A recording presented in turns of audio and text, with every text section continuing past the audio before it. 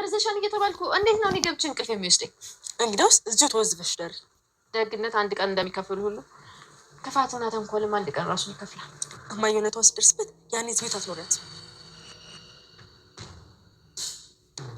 ይኸውልሽ እኔ የአዲስ አበባ ጅቦች በደንብ ያውቁኛል። ውጭ ማደር ምናምን ለእኔ ምንም ማለት አይደለም።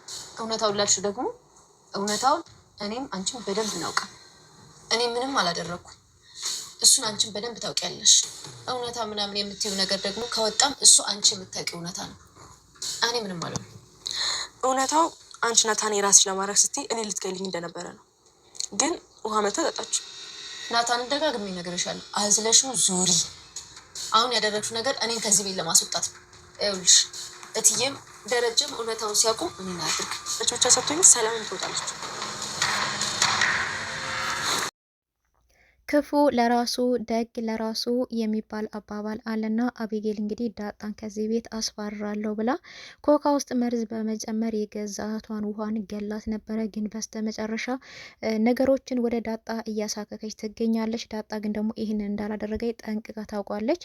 አቤጌልም ደግሞ ጠንቅቃ ታውቃለች፣ እውነቱን ማለት ነው። ነገር ግን ዳጣ ነች ይህንን ነገር ያደረገችው እኔን ለመግደል ነው እያለች እንግዲህ እያቃጠረች ትገኛለች። መጨረሻ ግን እውነቱ ወጥቷል። እንዴት እውነቱ ይወጣ የሚለውን እንግዲህ ዛሬ የምንወያይ ይሆናል ማለት ነው። ሰላም ጤና ይስጥልኝ ውድና የተከበራችሁ የቻናሌ ቤተሰቦች ሁላችሁም ሰላማችሁ ይብዛልኝ። ለቻናሌ አዲስ ሆናችሁ ሰብስክራይብ አድርጉ፣ ነባሮች ደግሞ ላይክ እያደረጋችሁ ሀሳብ አስተያየታችሁን ኮመንት ላይ አስቀምጡ እያልኩኝ በአክብሮት ተጠይቃለሁኝ ማለት ነው። ዳጣ ዲራማ እንግዲህ ዳጣ በቤተሰብ ናፍቆት የኖረች ልጅ ቤተሰብ የምትፈልግ ሰው የራባት የቤተሰብ ናፍቆት ያለባት ልጅ ናት።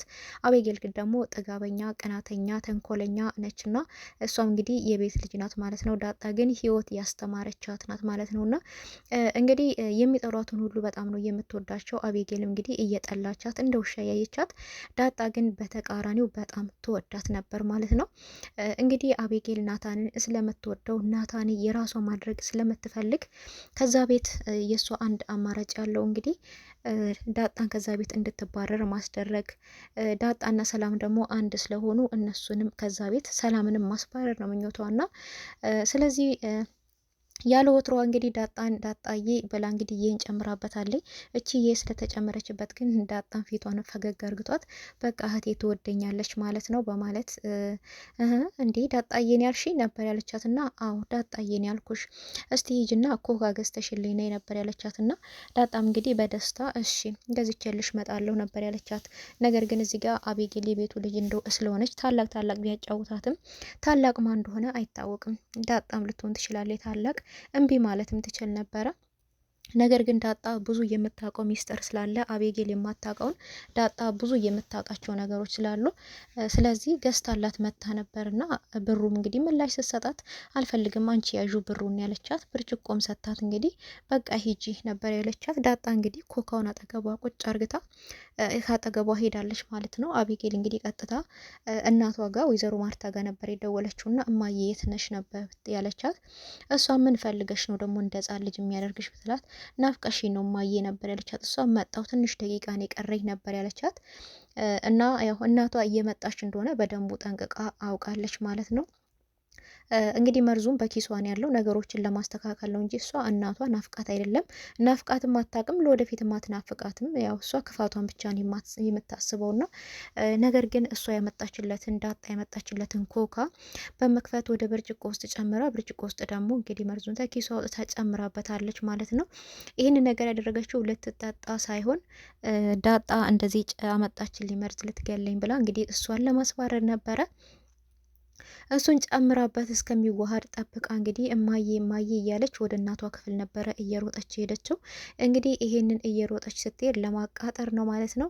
እናቷ ግን ፊት አልሰጣችም። እንደ ጨውማሚ ምንድነው ደግሞ አንቺ እማዬ የምትይኝ 10 ጊዜ 40 ክሽ ረፍት ላድርግበት እንደ ሕፃን ልጅ ያደርግሻል እንዲ አንዳንድ ጊዜ በማለት እንግዲህ ፊት ትነሳታለች። እና እሷ ምን ፈልገሽ ነው ደግሞ ስትላት አይ እማዬ ምንም አልፈለኩም፣ ደግሞ አንቺ ማትወጂኝም እንዴ? እዚህ ቤት ያሉ ሰዎች እኮ ሁሉም አይወዱኝም። ዳጣም ጠምዳ ይዛኛለች። ሰላምም አንቺ ደግሞ ፊት አትንሺ ነበር ያለቻትና አንቺ መቼ ነው ደህና ነገር የምታስቢው? ከዳጣ ውጪ ሌላ ነገር ማሰብ አትችይም እንዴ ነበር ያለቻትና እሷ እኮ ናት እማዬ እያስፈራራችኝ እኮ ነው። ደግሞ ዛሬ የሚያስፈራ ህልም ነበር ያየሁት ነበር ያለቻትና ደግሞ መቼ ተኝተሽ ነው ህልም የምታየው?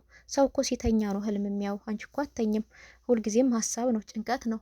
እንዳሰብሽ ነሽ። ደግሞ ደህና ነገር ባሰብሽ የምታስቢው ነገር ሁሉ የማይሆን ነገር ነው የምታስቢው ነበር ያለቻትና እሷም እንግዲህ እንደውም ኧረ እኔ ራሱ በጣም የሚያስፈራ ህልም ነበረ ዛሬ ያየሁትኝ። ጡቴ ሲቆረጥና ወተት ሲፈሰው ነበር ያየሁትኝ። እንደው ምን ሊመጣብኝ ይሆን እያለች እንግዲህ ወይዘሮ ማርታ እየተጨነቀች ነበረ። በዚህ መሀል እንግዲህ ከሳሎን የሆነ እቃ ሲወድቅ ይሰማሉ። ምንድን ነው ብለው እንግዲህ እየሮጡ ሲሄዱ ውሃም ኮካውን ስታይ ልጠጣው አልጠጣው እያለች እንግዲህ እንደ ህጻን ልጅ እያባበለችው ጅው አርግታ የብርጭቆንም በሀይላንድ ውስጥ የቀረውን ኮካም ግጥም አርግታ ጠጥታ እንግዲህ ራሷን ስታ ወድቃለች ማለት ነው። ወይዘሮ ማርታ እንግዲህ በጣም ነው የደነገጠችው። ለደቂቃዎች ያህል ነው የቆመችው። ሄዳ እንኳን ማንሳት አልቻለችም። አቤጌል ግን ምንም ቢሆን እናት ናት፣ ደንግጣለች ወይዘሮ ማርታ። አቤጌል ግን አልደነገጠችም። ዝም ብላ ቆማ ነበር በስተጀርባ ማለት ነው። ብትደነግጥ እና ሮጣ ታነሳት ነበረች ልጅ። እሷ ግን ልትነካት አልፈቀደችም። ምክንያቱም እሷ ያመጣችው ሜንሽን እሷ የጠነሰሰችው ጥንስስ ስለሆነ እንደዚህ ይሆናል እንደዚህ አይነት ነገር ይፈጠራል ብላ አይደለም። ይህንን ነገር ለጫወታ ነው የጀመረችው። ለጫወታ የጀመረችው ነገር ደግሞ የእህቷን ህይወት አስነጥቋት ዋጋ አስከፍሏት ነበር ማለት ነው። እንግዲህ ወይዘሮ ማርታ ልጄ ምን ሆናብኝ ነው ወይኔ ጉድ ሆንኩ እያለ እንግዲህ በጣም ተደናግጣለች። ኮካውም እንግዲህ ተጠጥቷል፣ ባዶ ነው። አቢጌል እንግዲህ ራሷን ይዛ ግራ እየተጋባች ነበረ። ዳጣም ሮጣ መጣች። ምን ተፈጥሮ ነው አለች። እንግዲህ እሷም ለቅሶ ጀመረች። እንግዲህ ወይዘሮ ማርታ ልጇን እዝል አርግታ ወደ ሆስፒታል እየሮጠች እዛ ሄዳለች ማለት ነው። እንግዲህ ናታንም መጥቶ ተከተለው ሆስፒታል ቢሄዱም ውሃ ድንገተኛ ክፍል ገብታለች ማለት ነው። ወይዘሮ ማርታም ለአቤጌል ለአቶ ደረጀ በመደወል እንግዲህ ቶሎ እንድትመጣ ልጅቷ ታማ ሆስፒታል ነን ያለ ነው ብላ እንግዲህ ነግረዋለች ማለት ነው። እሱ ምን ተፈጥሮ ነው ብሎ እንግዲህ በጣም በመደናገጥ ወደዛ አምርቶ ሄዷል። ዳጣ ግን በጣም እያለቀሰ እየተጨነቀችም ነበረ። አቤጌል ግን ፍንክችም አላለባት። እንግዲህ ለራሷ ያደረገችውን ስሯን በደንቡ ጠንቅቃ ስለምታውቅ አንቺ ነሽ እኔን ለመመረዝ ብለሽ መርዝ ጨምረሽበት ኮካውን ያመጣሽልኝ አለቻት ማለት ነው። ይሄ ማለት ስለ መርዝ ያወራ ሰው የለም፣ እሷ ናት ያወራችውና ስለዚህ ታውቃለች፣ የምታውቀው ነገር አላት። ወይ ደግሞ ስራዋን እየተናገረች ነው በእጅ አዙር ማለት ነው።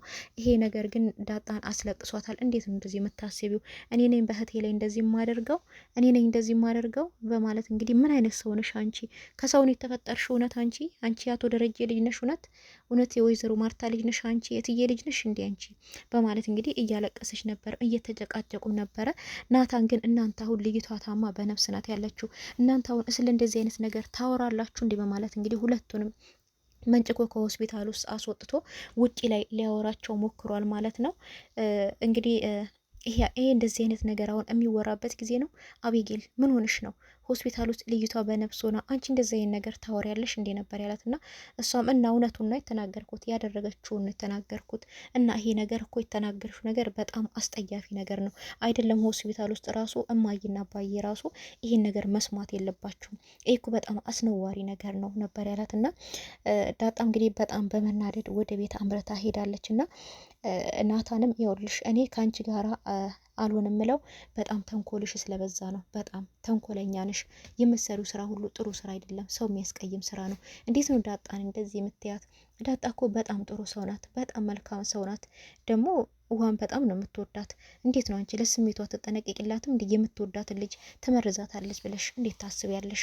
እና እኔና አንቺን እንደዚህ ባልና ሚስት ሆነን ለወደፊት አብረን የምንኖረው በፍጹም። እኔ ሴት ልጅ በመልኳ ሳይሆን በአስተሳሰቧ በመልካምነቷ ነው ላገባት የምችለው እንጂ በመልኳ አይደለም ነበር ያላትና እንግዲህ ንግግሩ በጣም አስደንግጧታል እሷን።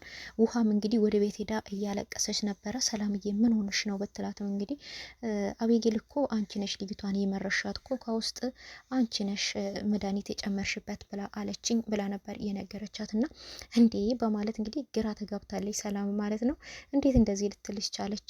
ይሄ ሀሳብ እንዴት ሊመጣ ቻለ? ነበር ያለቻትና ኮካውን እኔ ነኝ ገዝቼ ያመጣውላት ብትላትም አንቺ ገዝተሽ አመጣሹ ማለት እኮ ጨመርሽበት ማለት አይደለም። ደግሞ እሷ ያለ ወትሮዋ ለምንድን ነው ግዢና አምጪልኝ ያለችሽ? ስፕራይት ቤት ውስጥ አለ፣ ሚሪንዳ ቤት ውስጥ አለ፣ ፔፕሲ አለ፣ ኮካም አለ እንጂ እንደውም ለምንድን ነው ይሄ ሁሉ አምጪልኝ ትልሽ የቻለችው? የሆነማ ያሰበችው ነገር አለ። ያለ ምክንያት ደግሞ አንቺ ነሽ ብላ አላለችም ነበር ያሉት። እነሱም እንግዲህ ሁሉም ቤተሰብ አቤጌል ተንኮለኛ እንደሆነች ሁሉም ጠንቅቀው ያውቃሉ ማለት ነው። እንግዲህ ለናታን ጋራም እያወሩ ነበረ። ናታንም አቤጌል እንደዚህ ካለች ይህንን ነገር በደንቡ ጠንቅቃ ታውቃለች ማለት ነው። ስለዚህ ዳጣ አንቺ ምንም መደናገጥ የለብሽም፣ እውነቱ ይወጣል። እማዬ በዚህም ብላ በዛ እውነቱን ማውጣቷ አይቀርም። የምትዋረደው እሷ እራሷ ነች። አንቺ ግን ተረጋጊ፣ አትደናገጪ። ምንም ስላላደረሽ አንቺ ንጡ እንደሆንሽ ታውቂያለሽ። ስለሆነ ዝም በይ፣ እውነቱ ግን ይወጣል ነበር ያሏት እና ዳጣ ግን በጣም እያለቀሰች ነበረ። ሰላምዬም እንግዲህ እያባበለቻት እውነቱ ይወጣል፣ አንቺ ዝም በይ፣ እራሷ ያደረገችው ነገር ነው፣ ለጫውታ ነበር ያለውና ናታን እንግዲህ አስተሳሰቡ በጣም ራቅ ያለ አስተሳሰብ ነውና ከአቶ ደረጀ ጋርም እያወሩ ነበረ። ነገር ግን ይሄን ሀሳብ ቀድማ ስላነሳች አቤጌል ነገሮቹ እንዴት ሊሆኑ እንደሚችሉ ለጫወታም እንደተደረጉ ለአቶ ደረጀም እየነገረው ነበር ማለት ነው። አቶ ደረጀ እውነትህን ነው እንደዛም ሊሆን ይችላል ብሎታል ማለት ነው። እንግዲህ መጨረሻ ላይ እውነቱን እናወጣለን ብሎ አቶ ደረጀ ከማርታ ጋር እየተማከረ ነበረ። እነሱ ተማክረው ሳይጨርሱ ግን እውነቱ በራሱ ወጥቶ ተገኝቷል ማለት ነው። እውነት ትቀጥናለች እንጂ አትበጠስም ማለት ነው እና አቤጌል በጣም ክፉ ናት፣ ግን እውነቱ ታውቆባታል። እውነቱ እንዴት ታወቀ፣ መጨረሻስ ምን ተፈጠረ የሚለውን ደግሞ በሌላ ቪዲዮ እዤላችሁ እመጣለሁ። ዛሬ በዚህ እሰናበታችኋለሁ ባይ